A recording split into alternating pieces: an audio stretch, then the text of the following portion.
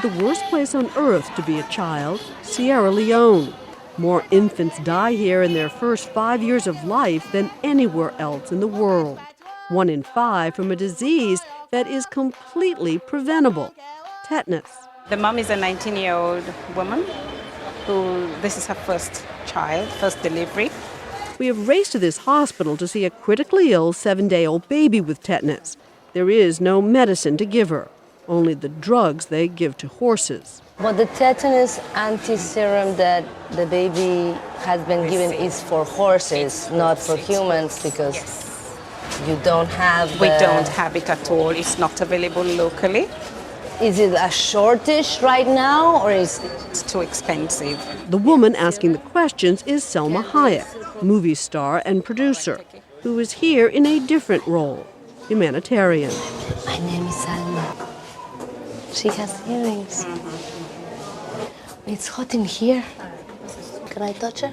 The baby, Fatima, has been heavily sedated. Tetanus is a miserable way to die.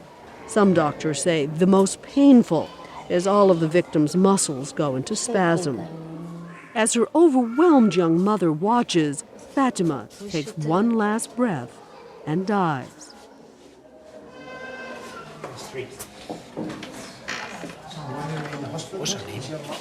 Had her mother been given a vaccine costing only 7 cents, Fatima would have been spared. What happened? The baby just passed away. Which brings us to the purpose of this trip. Salma Hayek is here because Procter & Gamble, through its Pampers division, yes, the diaper company, has agreed to provide 1 tetanus vaccine for every package of specially marked Pampers sold. UNICEF is making sure the vaccines get where they are needed. They are clearly needed here. Carol Stern is the president of UNICEF USA. How's the mother? I don't know if the mother even realizes yet, because the mother was standing there, we were in the room, so I think they were going to tell her now. Okay. We saw the color go out from the baby. The next morning, we're off by a UN helicopter to a remote corner of the country. Only a third of the people here have access to clean water. Traveling with Selma, a Procter & Gamble executive. A child dies of tetanus every 3 minutes, and this is Around the world. Around the world, and this is a completely preventable death. These are stupid deaths. They're deaths that shouldn't happen. We have until now delivered 50 million tetanus vaccines to UNICEF to help eliminating 50 million. 50 million, and our commitment is to deliver a minimum of 200 million vaccines. That's a lot of packages of Pampers. That's a lot of babies and mothers. So let me ask you the cynical New Yorker question. This is really about selling things, isn't it? Or is this really a humanitarian effort? No, I'm the father of 3 daughters, and I think this is a way that we can actually promote our brand, but also do some good at the same time. It's a nice win-win. Here in Sierra Leone, the vaccines are already making a difference. Good morning, everybody. Hello, hello, hello, hello, hello. Welcome for peace and unity. Good morning. On behalf of the children of Sierra Leone, I want to welcome you to Makeni. Can I have a hug? Oh, 2 hugs. Oh, woo! We've arrived deep in the rural eastern town of McKinney, former rebel territory, to visit a UNICEF health clinic where women are being given the tetanus vaccine. Selma will lend a hand. Are you scared? Yes. Me too. You nervous? A little, yeah. I've injected before, but still, it's been a while since I did it. In the rural areas where there's 1 doctor for 200,000 people, health clinics like these are the front lines. And part of the battle is education, persuading women that the vaccines are safe and that some of their traditional practices, like packing the umbilical cords with cow dung or mud, both of which carry tetanus, are not. Girls marry very young here, often having their first babies at 13. Their husbands often discourage them from breastfeeding, as they believe they cannot have sexual relations with a breastfeeding woman.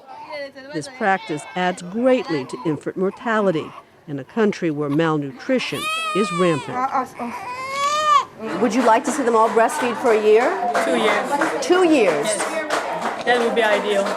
It's a topic of interest to Hayek, who is still breastfeeding her own baby, and decides to make a point and breastfeed a sick little boy who at 1 week old was born, remarkably, on the same day as her daughter.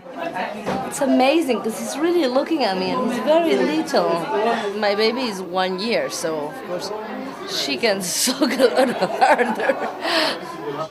I thought about it. Am I being disloyal to my child by giving her milk away?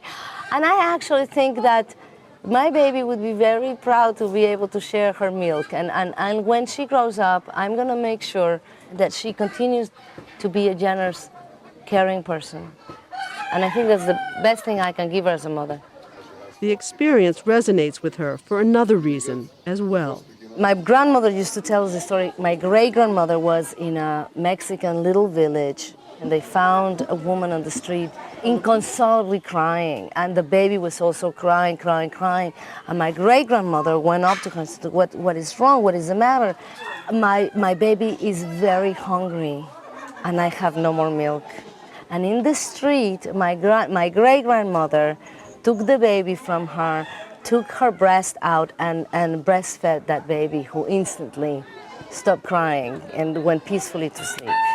What did it mean for you to be able to breastfeed someone That else's was amazing because I was really impressed by that story. I am in Africa, I am in Sierra Leone, and I was able to feed an ill baby that was very hungry.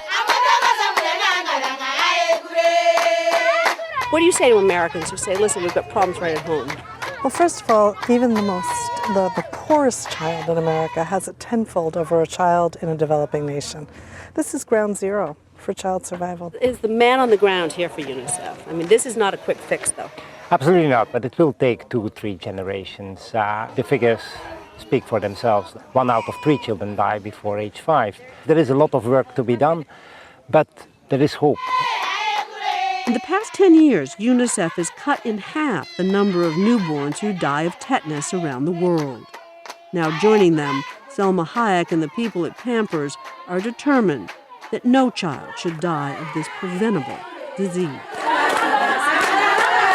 It seems that the eradication of tetanus, we're on the brink.